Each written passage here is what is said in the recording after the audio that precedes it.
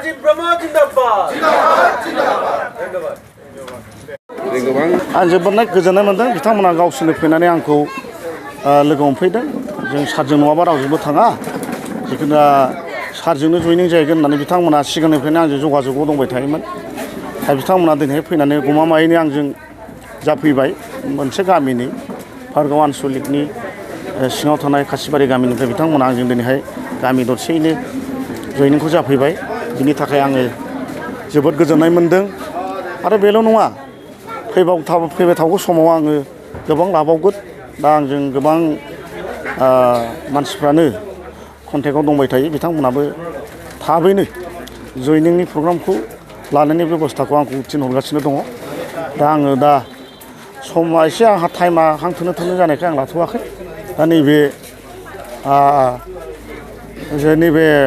बैसागुनि सिगांनो आं माखासे गोबां लानाय जागोन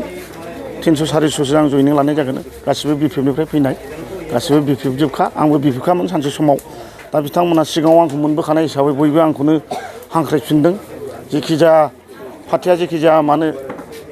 जों सारखौ गारनो हाया होननानै बिथांमोना दिनै आंजों जयनिं जाफैदों आरो फारसेथिं बिथांमोना बुजिनो हादों दिनैहाय सरकार गैयाबा जेबो अनसुंथाइ मोना दिनैहाय गोबां आसनि जेनेबा बिटिआर सरकाराव प्रमद बर' बिथाङाबो गोबां आसनि दिनै लादों गियानि सोरां अनसाय बिथांखि नङा होमबा माइनाव सोरां गोबां बेमार आजार रग निर्मुल थारमाने बयनोबो बिदिनो 5000 खरि गोबां होनाय जाबाय सेल्फ हेल्प ग्रुप जाय बिथांमोना जोंजों जयनिं जानाय बिथांमोना गोबाङानो मोनबाय अरुण'दय फ्रम आसामनिफ्राय होदों बेखौबो गोबां बिजेपि कर्मि इउपिपिएल कर्मिफ्रा दिनैहाय मोनगासिनो दङ दा बेफोरखौ नायनानै बिथांमोना दिनैहाय आंखौ बुंदों मानो सरकार गैयिजों थाबाय थानानै मा जाबावनो ओंखायनो सारजों थानोसै होननानै बिथांमोना दिनैहाय आंजों जयनिं जाफैदों आरोखि बेनो जिहेतु फैगौ सायख'थियाव नोंथांनि बनरगाव बियाबनिफ्राय नोंथाङा माबायदि गोहोम खोख्लैहोनो हागोन होननानै सानो एनडिए दोलो जानानै एनडिए दोलो हिसाबैथ' जेनेबा आंल'थ' नंला आंहा जेनेबा इउपिपिएल आंजों थाफाबाय एजिपिबो थाफाबाय गोहोमाथ' गोग्लैगोन मोजां गोग्लैगोन गोहोमा बनरगावनिफ्राय गोगोम गोग्लैगोन मोजां थारमाने जोंनि एनडिए सरकारानो बांसिन भटखौ मोनगोन आरोखि जोंनाथ' बनरगाव समस्थियाव मोनथाम गावबाय थारमाने बे एलएसियाव जोंना बुंनो थाङोब्ला जोंनि बिटिसिनि हिसाबैब्ला मोनसे समस्थिया मोनथाम जायगायाव एलएसियाव हाबनानै दंहैयो दा दतमा एलएसियाव मोनसे बावखुंग्रियाव मोनसे क'क्राझार इस्टआव मोनसे हाबनानै दं दा आंनि समस्थिया दा ओरैसे खारनो ना ओरैसे खारनो बे जागासिनो दं आरोखि बुस्थुआ 30टा बुथ कमिटि थांदों माबायाव बावखुंग्रियाव दतमायाव थांदों 22टा क'क्राझार इस्टआव थांदों 26टा दा बेखौ नायनानै ओरैबो थांनांगोन उफायथ' गैया थेवब्लाबो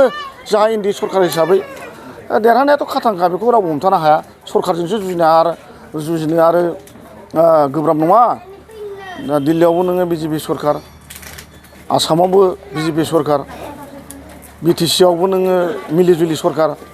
नङा होमबा इउपिपिएल आरो बिजेपि होमब्ला बे सरकार थानाय हानायजों बेसेबांखि केन्डिडेटआ गोरोङानो जाथों मानो सरकार थानायजों माब्लाबो हाया दा बे बेलायाव जों थांनाय समाव एनडिएआनो देरहासार जागोन आं बेखौ मिजिंथिदों आरोखि 2025आव जे बिटिसि बिसायख'थि जोबदान जाफैगोन आदसा जोंनि उद्देश्यआ जों माने गामियारियावबो जोंनाव माने एसे बेफोरबायदिनो राजनितिकनि लोब्बा लानानै एसे एनै गावजों गाव मोहेर दावहेर जालायबाय थायो निन्दा होयो उपदस्थ होलायो दा बेफोरनि थाखाय आरो जोंहाबो जे सरकारानो गैलाबा जोंनोबो माने थांनानै थानाय बेलायाव सरकारखौ नांगौ होननानै जोङो दा जयनिंखौ लानांसिगोन आरो जोंहा जोंनि जे जोंखौनो अनबोनाय बिपिएफआव जोङो लोगो मोनबोखानाय जोंखौ जे खांबोनाय अनसुला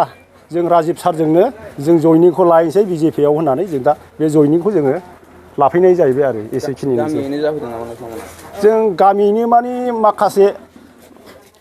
बांसिनानो जोङो बाव फैनाय जाहैबाय माखासे ओरै माबायाव इउपिपिएलआव दङ जाहैबाय आरो नोंथाङा सिगाङाव बिपिएफनि सापर्ट आं बिपिएफनि सापर्टारमोन जेखिनि फैदों बे बिपिएफनि जोबमोन आरो दा जोङो जे जायगायाव जोङो जोंखौ नायदोंमोन अनसुंथाइ होदोंमोन आरो अनसुलामोन होननानै जोङो दा बेखौनो होसोबोफिननानै जोङो राजिब सारजों फैनाय जाहैबाय आरो इयुनावबो बिथांखौनो नांबाय थागोन नोंथां इयुनावबो जों बेजोंनो थांबाय थागोन हादों नामा नोंथां लोगो मोननो हादों आरामसे माने जोंनि उसुबिदा बा सुबिदा बावहाय जोङो नांगौ समाव जोङो जे हांख्रायहरो अब्लानो जों लोगो मोननो हादोंमोन आरो दा बेखायनो जोङो दा बाव फैफिननाय जादों जों नागारा बिदिनो थाबाय थागोन होननानै बेनोसै